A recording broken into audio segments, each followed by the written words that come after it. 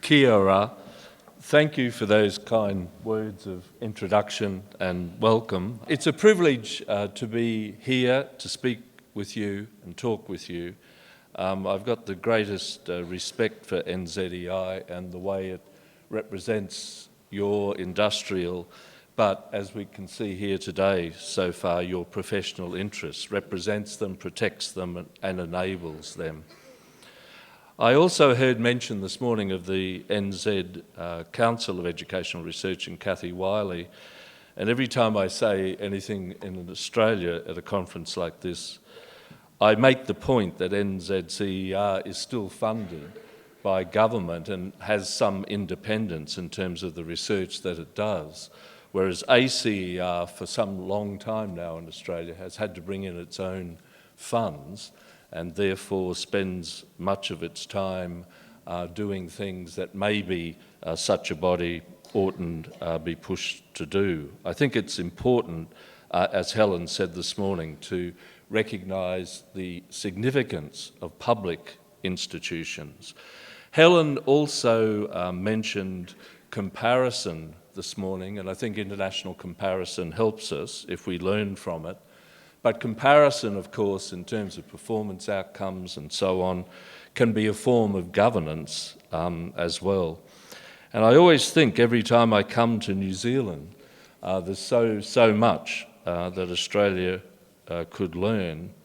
And I mean, it was evidenced just in the welcome to me about what happens in this country in relation to First Nations people, which I think is light years ahead of where we're up to in Australia. It's interesting, I was just in Europe at a conference and I went to a fruit shop and the guy didn't speak English and I was picking things and I pointed to something and he said kiwi fruit, and I thought that was interesting that someone who spoke Italian actually called it kiwi fruit as well. And the last thing, just in terms of my opening remarks, I've often thought it's as important to listen as to speak, and learning, of course, is more important than teaching, but teaching should be central to learning. So you can see my title, and I've thought about, I researched tomorrow's schools some long time ago, and we came through investing in educational success, you've come through that, and now at the joint initiative.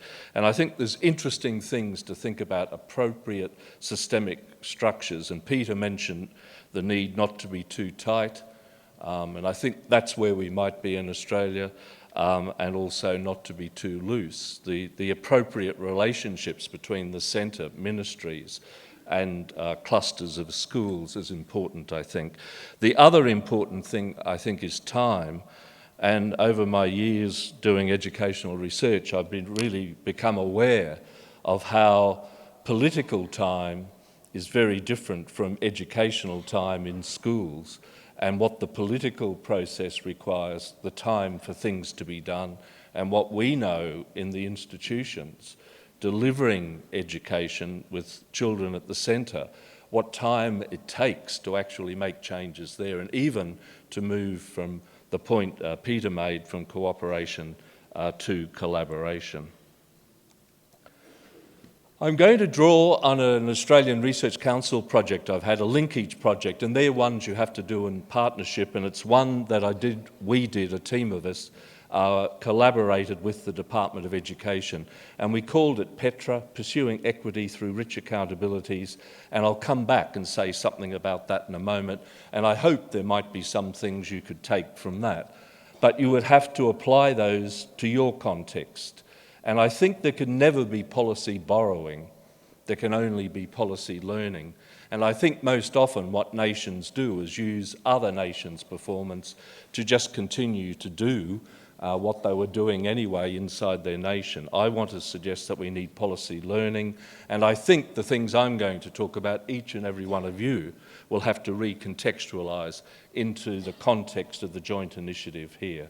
And of course there's the context of germ, or germs I prefer, because it manifests in different ways, vernacular ways in every nation.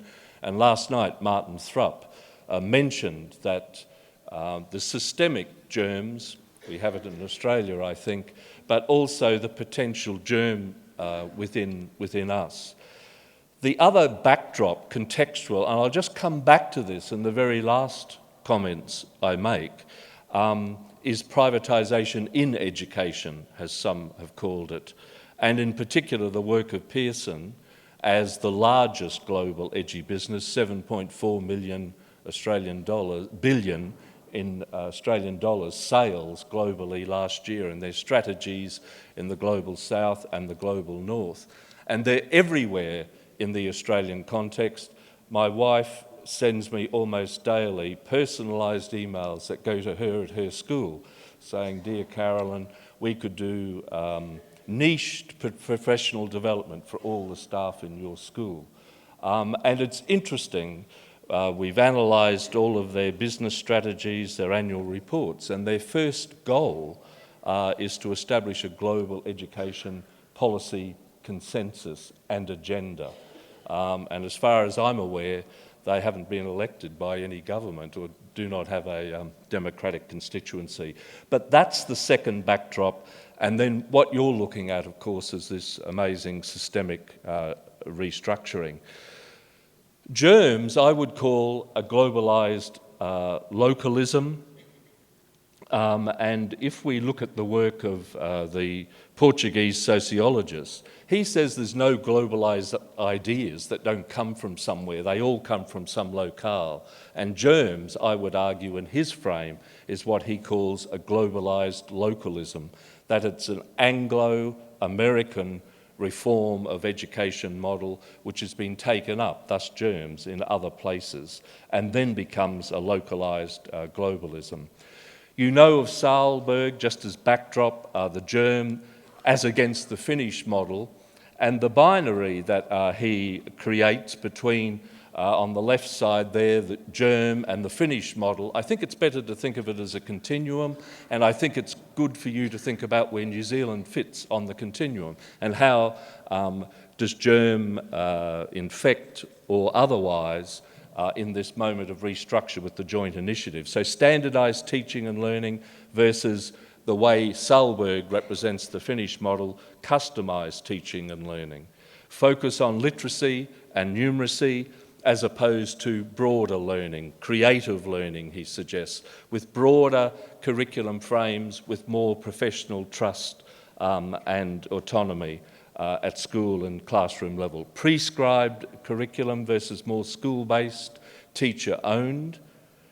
Borrowing market ideas, germs, that is putting schools in competition with each other around data, around student numbers, and of course when you go from a competitive system to one which you hope to be more collaborative, there's a huge number of changes that are required there. He says the Finnish context tries to learn from the past what is happening in schools at the moment in terms of innovation. So with the germs, the logic is that what happens in the business sector is superior to what happens inside the state as part of that broader construction, whereas the Finnish model is that we have real expertise in terms of what we do, and I think that's been obvious to date. And test-based, top-down accountability and control versus more shared responsibility and control. In the English context, Martin Lawn says there's a systemless system now with the diversity of school types and so on, and that the only people that have a sense of the system are those at the centre, and it's only constructed through data. And I think it's interesting what's happening here with the joint initiative, how you rethink a system and what's appropriate at what levels, how accountability works within that, and so on. And I mentioned the privatisation as a potential backdrop here. And of course it's germs with data infrastructure, data analysis and so on, that the edgy businesses have become involved in the global north countries. In the global south, it's low fee for profit schools. It's interesting at this moment, some of the right-wing think tanks in the Australian context are arguing that we should have low fee for profit schools in Australia, a challenge to the notion of public education. And I think every good system on the planet, it's the public schools which show the way in terms of what's best in education, and I think we need to keep that in mind. Now, in our system in Australia, I think accountabilities become the system. It constitutes the system itself, as Stuart Ransom has suggested. And we've got accountabilities of various kinds, but NAPLAN, the national test, you've got the standards, we've got the national test. And it does help constitute the system. And it's interesting to me that the international data is not used in the most productive ways, and I'll come to that at the very end. So I think that we need to argue for a different system of accountability. Right? Governments will develop things. I think a group like NZEI, like AEU and Australia, needs to develop alternative models. It's not that we're against accountability, we need a different type. Qualitative, quantitative measures, mutual accountability, and I'll come to this. And I think the last point here is that we need various forms of data. In the Australian context, data is simply now test results, performance results, results at the end of secondary schooling. I think there's other qualitative forms of data which can pick up on the broader range of things, a broader set of goals for schools, and we've heard all of those this morning. And who defines what data that we're going to collect? In the Australian context, they would argue, the policymakers, that NAPLAN is not high stakes, but because of the My School, because of media pickup, it's become very much high stakes. And of course, we know policy can only ever be evidence-informed, even though they talk all the time of evidence-based. But of course, policy is a mix, and ought to be a mix in education, of evidence, yes, but what sort of data, who decides what are the categories? But it also is a mix with ideology, politics. It also ought to have in it professional knowledges. And I think the cartoon at the bottom, we have so much data in Australian systems now, and most of it's used for control, I think, not for productive learning purposes. And I think that the data that's collected has been decided at the centre, and that helps frame up. And once that data then is linked to accountability, targets, we have all sorts of perverse and distorting effects.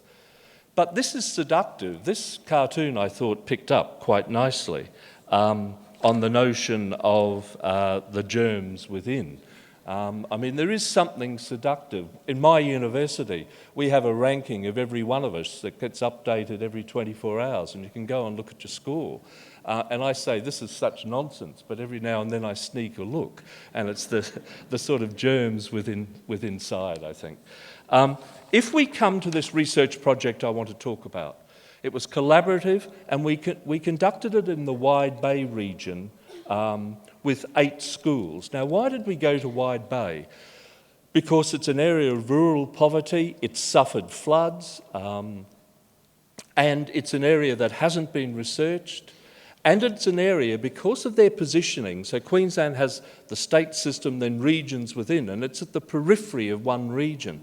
The schools there agreed and wanted to be involved in our project, but they had been collaborating because they thought the system had become systemless, and as more things were pushed to them, they were responsible for everything, and the best way to achieve things was to collaborate.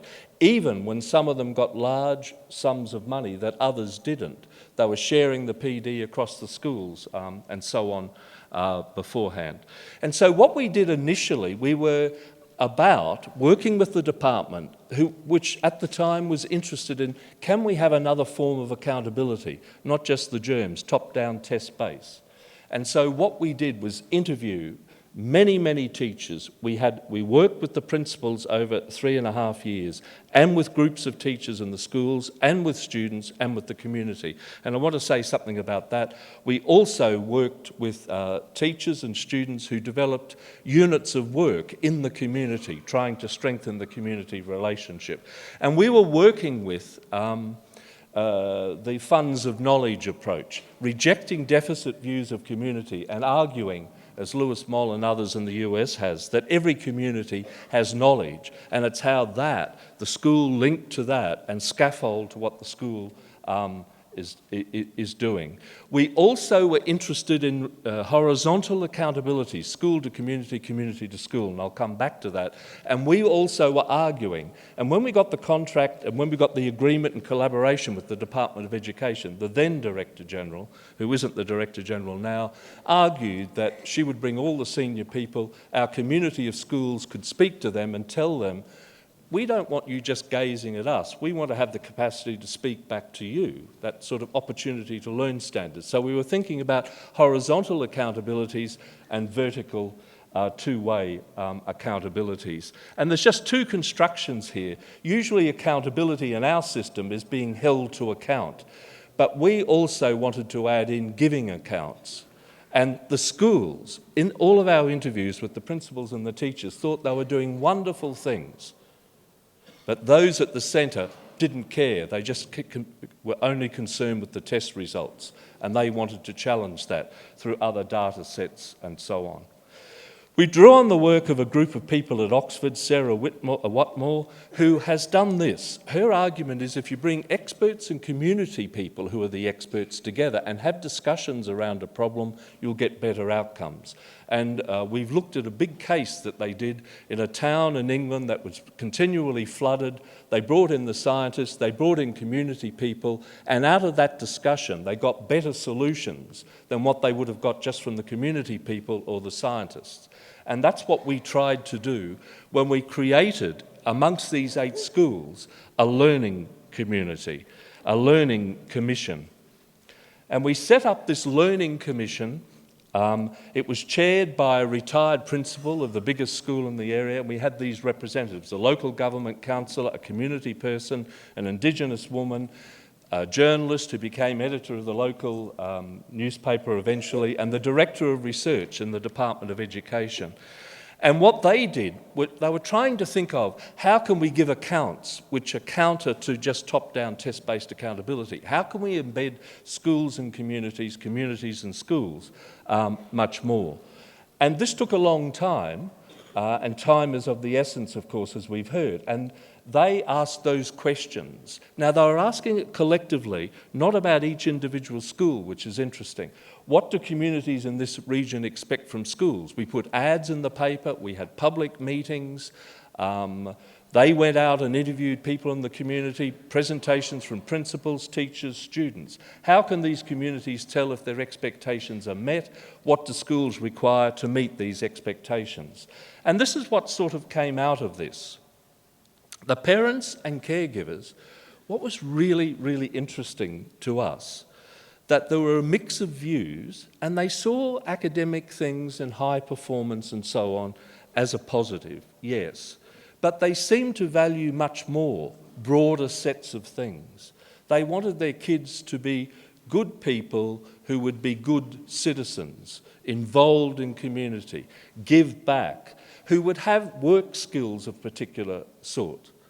And interestingly, the parents also thought that the teachers, it was the passion and the relationship teachers had with their kids which were the most important things. And they thought in some way a horizontal mode of accountability should be able to give accounts about that, maybe construct particular narratives and so on.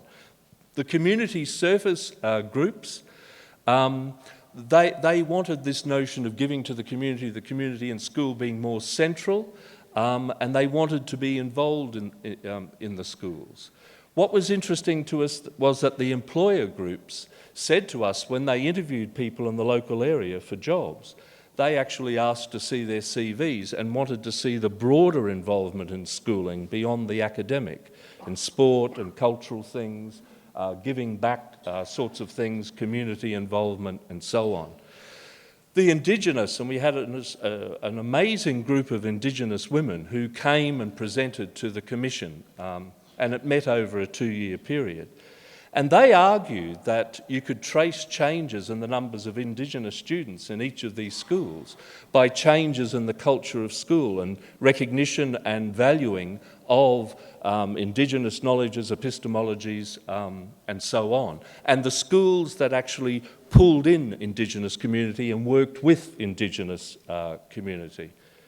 The teachers and the principals all wanted the accounts of what they did, being held to account. They wanted to be able to give narratives of these wonderful things they were achieving, whereas they thought they were simply being held to account around a set of test results.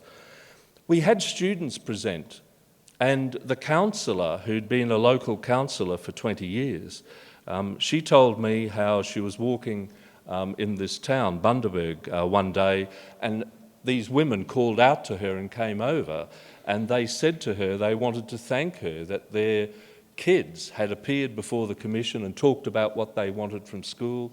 And these women said that the students, this was the first time they felt that someone wanted to know and to listen to their voice, and it was hugely positive. And like what we were doing was quite minimal in one sense. I mean, it took a long time, it was hard work, but the community view, and this was an area, and why we went there, the Director General said it's the sort of forgotten part of the state. And just going in this minor way, us as researchers working with these people seemed to enable some positive things here. There was a government in power when we got this collaborative research. Then there was a change of government, then there was another change of government, and there were different senior people in the ministry.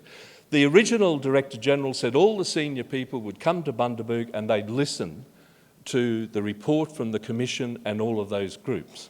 Now, the new DG said, but the day before had to withdraw, the Deputy DG withdrew, and a couple of people lower in the ministerial hierarchy came.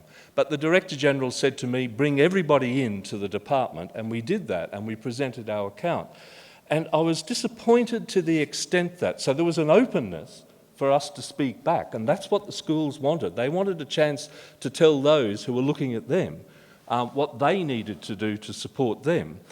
What was interesting and a little disappointing, after all of this, the Director General said, I love all of this, the community loves it, it's positive, it's feeding into the learning of young people in the school, it's invigorating what teachers in the schools think they can do, but can you develop a metric for me to measure all? And we were trying to develop this as an alternative, narratives, how.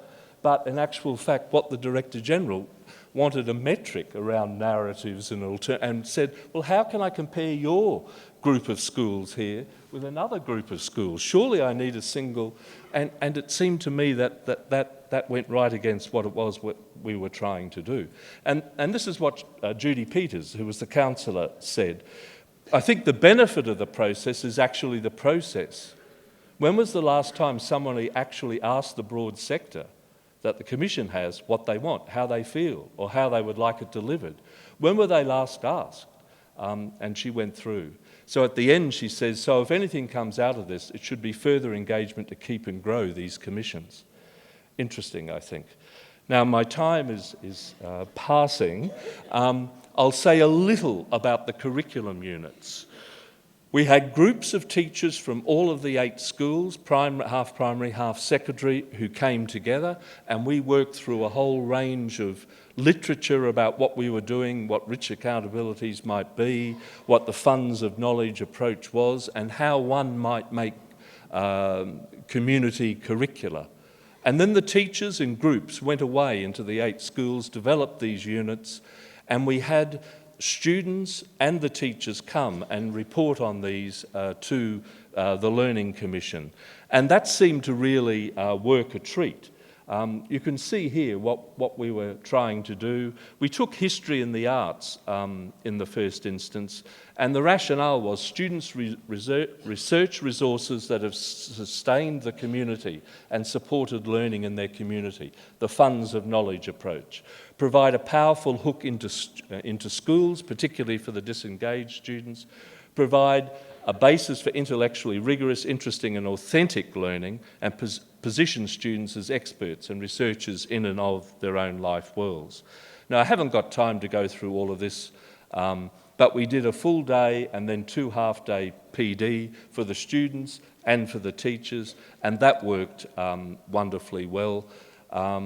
And we wanted the work to be project-based, have a collective focus, and involve the students collectively researching their community. and then a select group of them came and spoke to the Learning Commission.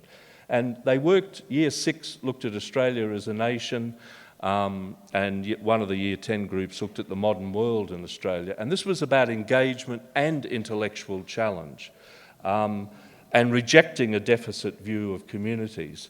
And one of the really interesting units, and I know you're primary, but it was a secondary one on popular culture, and they took this little country town and they looked at popular culture in 1950, 1960, 1970, 1980, 1990, right through to the present. And they interviewed the kids individually, collectively, collaboratively, with tape recorders, the whole research process, people in the community of those very ages.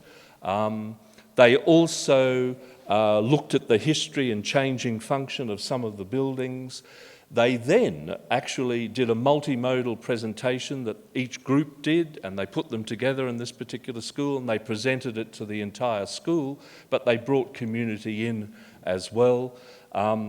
We were there when they looked at the 1950s, and they had 2 elderly women from the community. And I've got the letter example. One of the really interesting things, she talked about how she grew up there, she met her boyfriend, and in actual fact, she still had all the letters they wrote to each other when they were 15.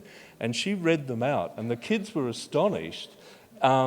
They had a discussion. Oh, we just send texts, they're gone. What's going to happen when we're your age and we want to look back on this historically? And they then got into the most esoteric discussion of how history's constructed and whose history and what's the documents and what will be the sources we have in the future. And it went, and these 2 older ladies said, we were a bit terrified of these teenagers. We love them now. And the kids said, we were terrified of these old ladies, but we love them now. And we were trying to get that link out into the school, which was interesting.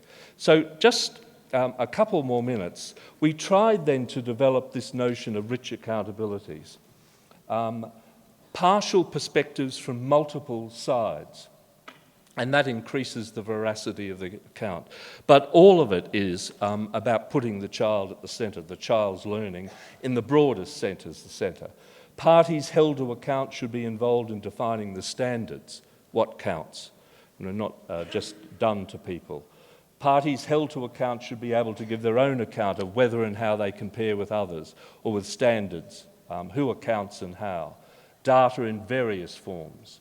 There are multiple practices and cultures of accountability, and that this should inform change and so on, and multiple forms of data.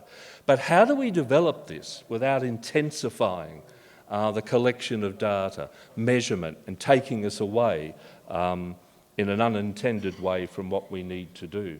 I mean, measuring what matters. Here's a statement from a principal. It says, we've got the test results, but what about all these other things that we think are the most important things in our school? How do we, if we need to, measure those, and how do we give accounts? And of course, this is where the broader literature, if you look at what's happened in France with the Stiglitz Commission, which was trying to say we don't need to look at GDP, we need to look at a general well-being measure, and the OECD has been looking at those things as well. Now, I don't know what I think of this. Some of the schools in our Bundaberg cluster, the 8 schools, were testing well-being before and after about their programs, about care, as a counter to the testing. But in a way, it still operates and functions within the logic of testing, I suppose.